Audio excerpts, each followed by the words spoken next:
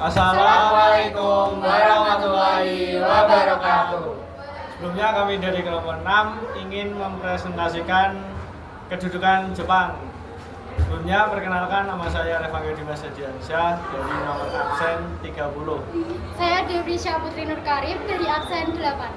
Saya Mila Rahmatul Aziza dari absen 2. Saya Fitri Asel Sari absen 13. Saya Nazila Mutamul Fauziah absen 24. Saya Evin Indrata dari absen 10. Yang pertama, kedudukan Jepang, latar belakangnya dimulai dari abad 1942 sampai 1945. Pertama, didorong oleh kebutuhan mendesak akan sumber daya alam, terutama minyak bumi, untuk mendukung industri dan mesin perang mereka dalam perang Pasifik. Kedua, sebagai bagian dari doktrin Kapo Ichiro atau dunia dalam satu keluarga di bawah pimpinan Jepang, Indonesia dianggap strategis secara geografis untuk membangun jalur sekutu dan sebagai benteng pertahanan. Tiga, kebutuhan bahan bakar. Jepang membutuhkan minyak bumi dan sumber daya alam lain seperti karet dan timah untuk kebutuhan militernya. Indonesia, khususnya Sumatera dan Jawa, adalah penghasil minyak terbesar di Asia Tenggara saat ini. Keempat, restorasi Meiji dan imperialisme. Suksesnya modernisasi melalui restorasi Meiji menjadikan Jepang sebagai kekuatan industri dan militer yang terus akan wilayah kekuasaan. 5. Pecahnya Perang Pasifik. Setelah menyerang Pearl Harbor pada Desember 1941, Jepang melancarkan ekspansi ke Asia Tenggara untuk melumpuhkan kekuatan darat tersebut, termasuk Belanda yang saat itu menguasai Indonesia. 6. Strategi pertahanan. Indonesia dijadikan benteng pertahanan untuk menghindari serangan dari sekutu, sekaligus sebagai pemasok bahan baku bagi militer Jepang. Selanjutnya adalah kebijakan yang diberikan Jepang. Yang pertama, dari bidang politik. Pada bidang politik, Jepang tidak memberikan kebebasan kepada rakyat Indonesia. Semua organisasi politik peninggalan Belanda dibubarkan.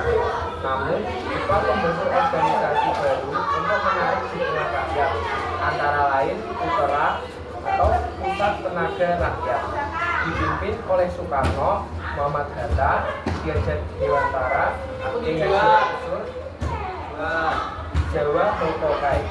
Selanjutnya, dalam bidang ekonomi, Jepang menerapkan sistem ekonomi perang, yaitu seluruh kegiatan ekonomi ditunjukkan untuk memenuhi kebutuhan militer Jepang. Kebijakan yang dilakukan antara lain, rakyat wajib menyerahkan hasil pertanian, pembatasan distribusi bahan makanan, pengawasan ketat terhadap produksi.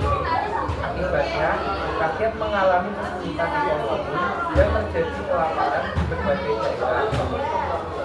Selanjutnya, pada bidang sosial.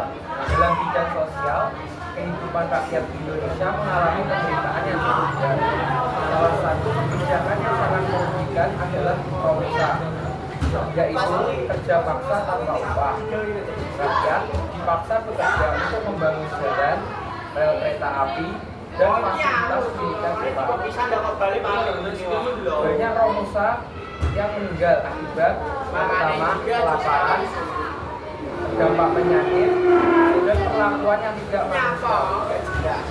Lalu ada dalam bidang militer, untuk mendukung kepentingan perang, Jepang membentuk organisasi militer dan semi militer seperti satu, peta atau pembela tanah air. Yang kedua, Heibo atau pembantu tentara Jepang. Lalu Seinedan atau organisasi pemuda. Lalu Keiyo Judan atau pembantu polisi. Melalui organisasi ini, rakyat Indonesia mendapatkan pelatihan militer yang telah berguna dalam perjuangan kemerdekaan. Selanjutnya perlawanan di Aceh. Aceh menjadi salah satu wilayah yang dikuasai Jepang. Masyarakat Aceh diperlakukan dengan sewenang-wenang dan mengalami penderitaan yang cukup lama karena banyak rakyat Aceh yang dikerahkan untuk Romusa. Akibat hal itu, pada 10 November 1942 terjadi penyerangan terhadap Jepang di Chotpling. Penyerangan tersebut dipimpin oleh Tengku Abdul Jalil yang merupakan seorang guru mengaji di Chotpling. Sebanyak 2 kali Jepang berusaha menaklukkan wilayah Chotpling. Dua-duanya pun berhasil digagalkan oleh rakyat Aceh dengan serangannya dan berhasil memukul mundur Jepang di daerah Lok Seumawe. Kemudian pada serangan ketiga, Jepang berhasil merebut Chotpling dan Tengku Abdul Jalil harus gugur di tempat saat sedang beribadah. Perlawanan di Singaparna, Tasikmalaya. Singaparna, Tasikmalaya menjadi salah satu wilayah yang berhasil diduduki oleh Jepang. Pada masa itu, rakyat Singaparna dipaksa untuk mengikuti upacara Seikerei. Upacara Seikerei merupakan upacara penghormatan kepada Kaisar Jepang dengan cara membungkuk ke arah matahari terbit. Dengan cara seperti ini, masyarakat Singaparna merasa sangat dipermalukan dan dilecehkan. Selain itu, mereka juga merasa menderita karena diperlakukan secara sewenang-wenang dan kasar oleh Jepang. Akibatnya, pada bulan Februari 1944, rakyat Singaparna melakukan perlawanan terhadap Jepang. Pasukan perlawanan dipimpin oleh Kiai Zainal Mustafa, akan tetapi Jepang berhasil menangkap Kiai Zainal Mustafa pada tanggal 25 Februari 1944. Dan pada tanggal 25 Oktober 1944, Kiai Zainal harus menghentikan perjuangannya setelah beliau dihukum mati. Selanjutnya, tokoh Jepang. Jenderal Hitoshi Imamura, Panglima Angkatan Darat ke-16 Jepang yang memimpin invasi ke Jawa pada Maret 1942 dan menandatangani perjanjian penyerahan tanpa syarat oleh Belanda di Kalijati. Jenderal Koiso Kuniaki, Perdana Menteri Jepang yang mengeluarkan janji Koiso pada 7 September 1944 menjanjikan kemerdekaan bagi Indonesia di kemudian hari dengan mendapatkan dukungan rakyat Indonesia melawan Sekutu. Laksana Muda Maeda Tadashi, Kepala Kantor Penghubung Angkatan Laut dan Angkatan Darat Jepang yang berperan penting dalam memberikan jaminan keamanan bagi perumusan teks proklamasi. Maijen Yamamoto, Kepala Pimpinan Militer ke-16 yang berinteraksi dengan tokoh nasionalis. Yang selanjutnya yaitu tokoh Indonesia. Yang pertama, Insinyur Soekarno. Beliau memanfaatkan kerjasama dengan Jepang untuk membangun nasionalisme. Yang kedua, ikut dalam organisasi seperti Putera. Yang ketiga, mempersiapkan kemerdekaan Indonesia. Yang kedua, DRS Muhammad Hatta. Beliau bekerja sama secara strategis dengan Jepang dan berperan dalam PPUPKI dan PPKI, serta ikut merancang dasar negara dan kemerdekaan. Yang ketiga, Sultan Syahrir. Beliau menolak kerjasama dengan Jepang, memimpin gerakan bawah tanah, menyebarkan kabar kekalahan Jepang. Selanjutnya, Supriyadi. Beliau memimpin pemberontakan melawan Jepang serta menentang penindasan dan kerja paksa. Supriyadi juga menjadi simbol perlawanan rakyat. Selanjutnya, Bapak. Pertama,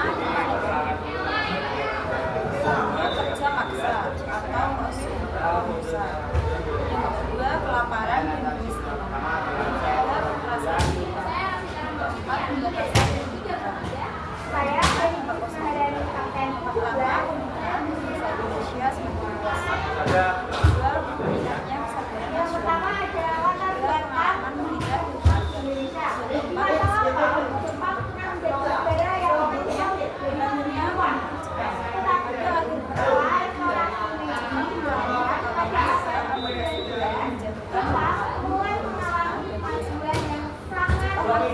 daerah Bank Indonesia tanggal 14 Agustus 1999. Kawasan Jepang ini bukan milik Indonesia. Pemberdayaan wilayah perkuasaan Jepang untuk mempermudah pengendalian wilayah. Jepang menjadi Indonesia menjadi negara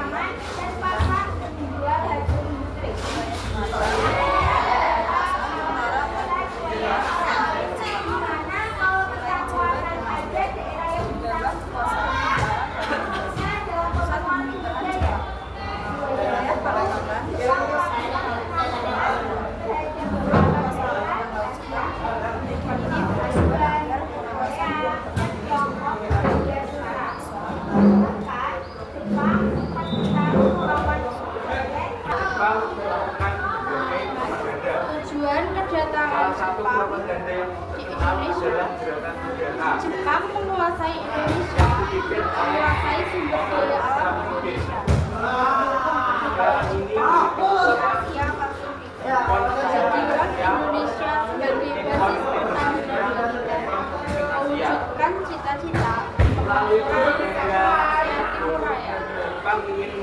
Kedatangan Jepang di Indonesia, awalnya Jepang diterima baik oleh rakyat Indonesia karena mereka mengaku sebagai saudara tua bangsa Asia, menjadikan kebebasan dari penjajahan Barat, membawa propaganda gerakan 3A. Semboyan gerakan 3A yang pertama, Nippon pelindung Asia, Nippon cahaya Asia, Nippon memimpin Asia. Namun, rakyat kemudian menyadari bahwa Jepang juga melakukan penjajahan dan eksploitasi. Organisasi bentukan Jepang. A. Organisasi propaganda. 1. Gerakan 3A 1942 dipimpin oleh Mr. Samsudin. 2. Utara Pusat Tenaga Rakyat 1943 dipimpin oleh 4 serangkai Insinyur Soekarno, Muhammad Hatta, Ki Hajar Dewantara, Kiai Haji Mas Mansur.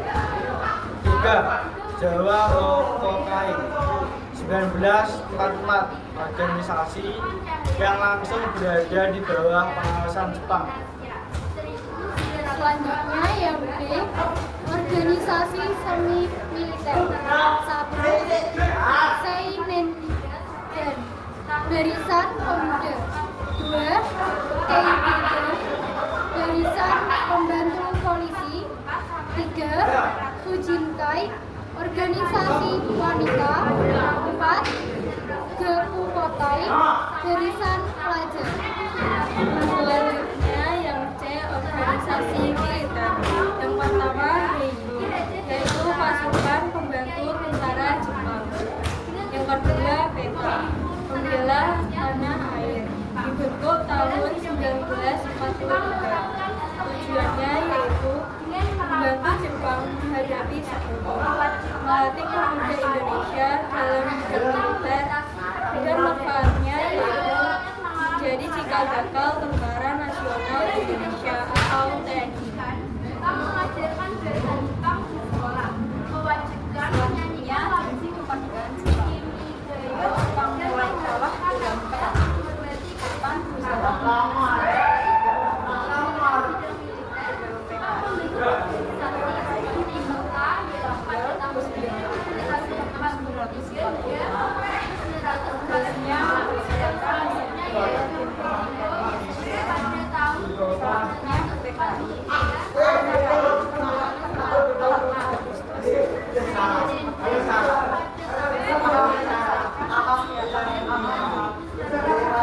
Berikut penjelasan dari kami kelompok 6. Sekian, terima kasih. Wassalamualaikum warahmatullahi wabarakatuh.